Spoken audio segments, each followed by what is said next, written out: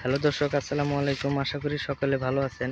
তো দর্শক, এই যে দেখতে পাচ্ছেন যে এই যে গাছগুলো যে দেখতে পাচ্ছেন, এই গাছগুলোর নাম হচ্ছে বনলতা গাছ। তো বন্ধুরা, এই বনলতা গাছগুলো কিন্তু খুবই কার্যকারী। তো বন্ধুরা, এই কার্যকারী গাছগুলো দিয়ে আপনার কি করা হয়? তো বন্ধুরা, এটাই তো আপনারা ভাবছেন যে এই গাছগুলো দিয়ে আবার কি করা হয়। তো এই গাছগুলোকে যদি আপনারা কাজে খাটাতে পারেন তাহলে কিন্তু অনেক উপকারী। কারণ এই গাছগুলো যে কতটা কার্যকারী হয়তো আপনারা জানেন না। কারণ এই গাছগুলো হয়তো যারা খেয়েছেন তারাই হয়তো জানেন। তো যারা গ্রাম অঞ্চলে বাস করেন তারা হয়তো এই গাছগুলো সম্পর্কে হয়তো জেনে থাকবেন। কারণ হয়তো আগেকার মুরব্বীরা এই ধরনের গাছগুলো অনেক কাজ করেছেন। তো বন্ধুরা, এই গাছগুলো দিয়ে যদি আপনারা কাজ করতে চান তাহলে অবশ্যই এই গাছগুলো আপনাদের শনিবার বা মঙ্গলবারে এই গাছগুলো তুলতে হবে। তো বন্ধুরা, এই গাছগুলোর নাম হচ্ছে বনলতা গাছ। তো বন্ধুরা, এই বনলতা গাছগুলো কিন্তু খুবই কার্যকারী।